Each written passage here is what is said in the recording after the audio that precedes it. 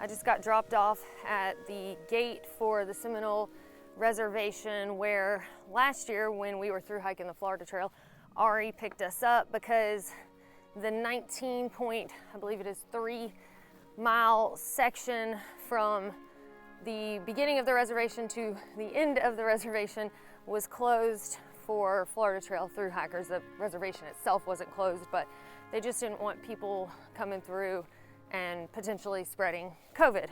So unfortunately, our footsteps do not connect, and that's only because they weren't legally able to do so. As of right now, we are about 11 and a half months since we started our through hike of the Florida Trail. So I really wanted to get this done before it hit the year mark. I think it's considered a through hike regardless because it wasn't open when we got here to go through it, but because I want to dot my I's and cross my T's, we are here from Alabama to complete this little bitty section so that our footsteps will officially connect on the Florida Trail.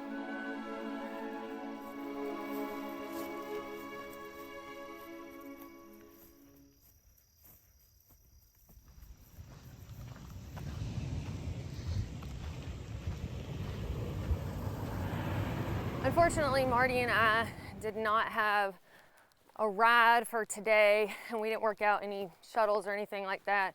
And there still is no camping allowed on the reservation. So we're doing a leapfrog type thing with one vehicle and two people where we are more or less, you know, he dropped me off, he's going ahead, and then he'll hand off the keys to me, and I'll come back and pick him up.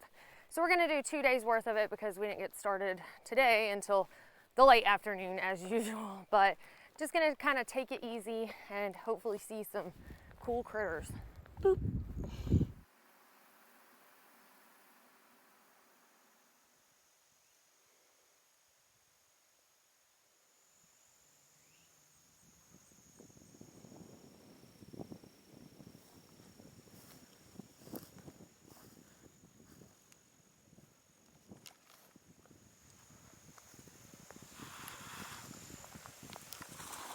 Oh, there was a big gator. I think it might be a wild turkey. Not sure. Okay, it's a turkey buzzard. I was close. Kind of. What are you?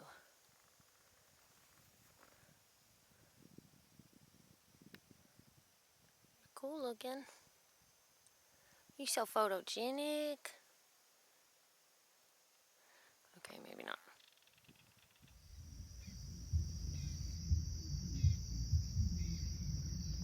This is the entrance to Billy Swamp Safari, which is a tourist attraction here on the reservation, but they have airboat rides and animals on display. I'm not sure if that means stuffed animals or actual live animals, but they also have a cafe that serves traditional Seminole food, and then they have these chickies, which from my understanding is the equivalent of like a rustic cabin with no power or anything like that, but it's palm thatch.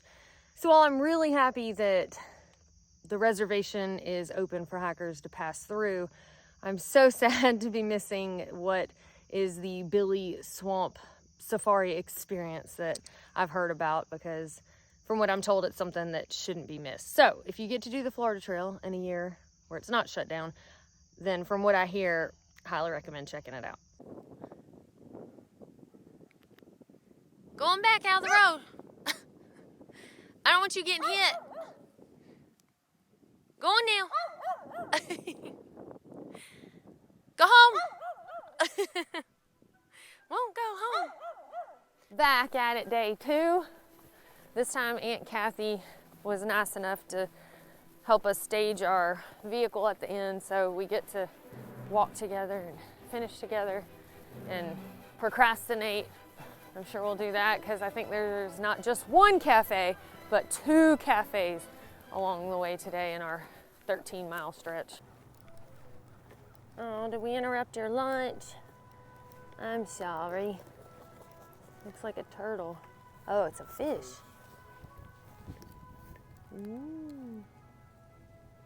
Sushi.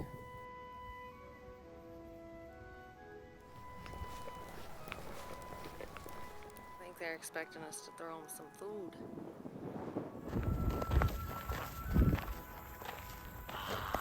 He's mad.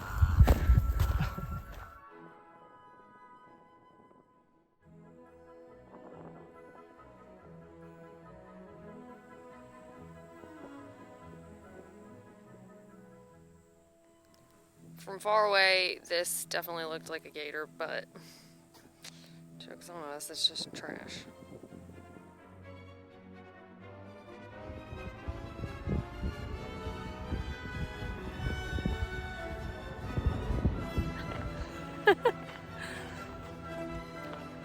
The law. More run-ins with the law.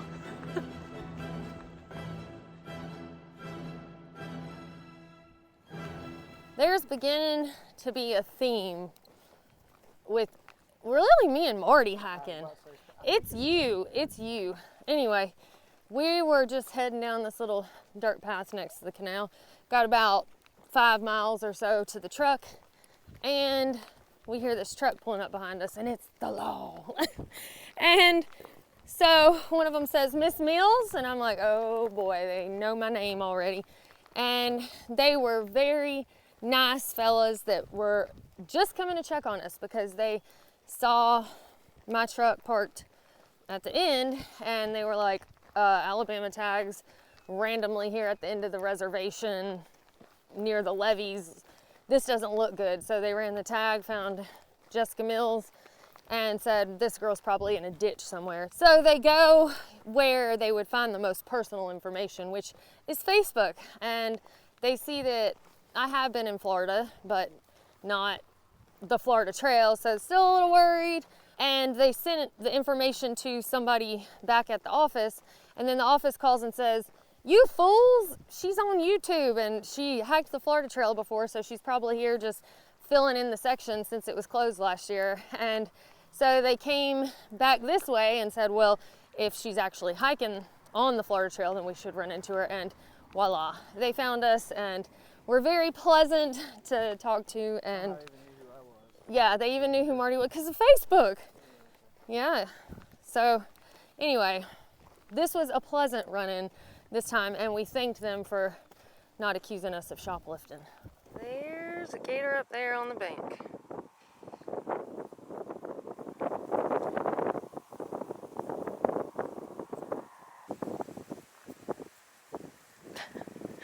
Bird's photobombing. Oh man, these are super scared.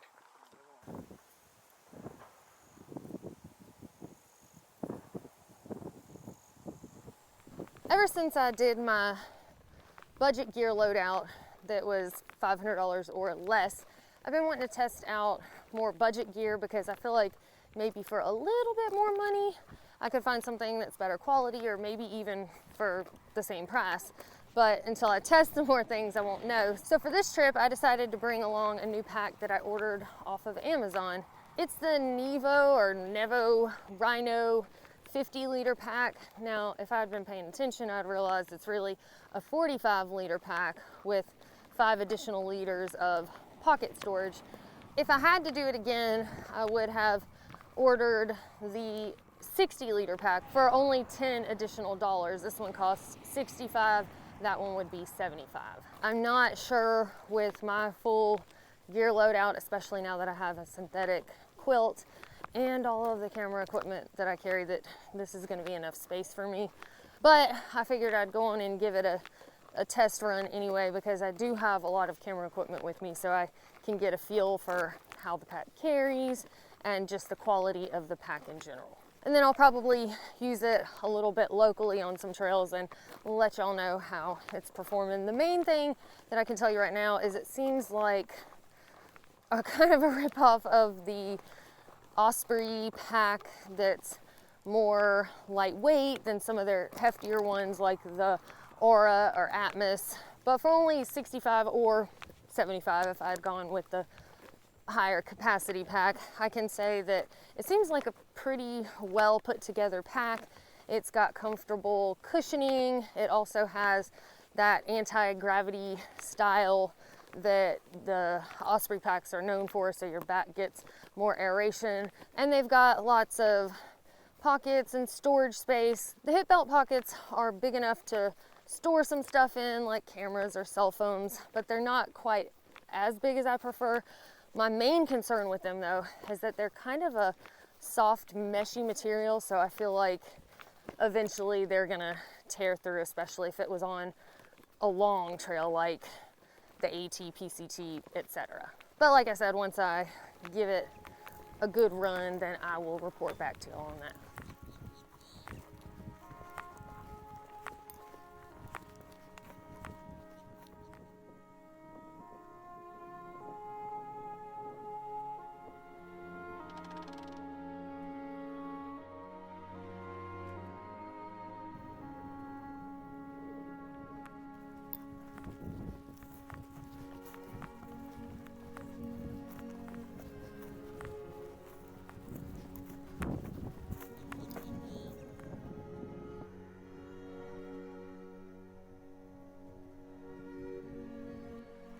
There's the last sunset on the Florida Trail before our footsteps are officially complete, and we have about 1.5 miles to go. We've timed it perfectly to see if we can get torn up by mosquitoes just one more time.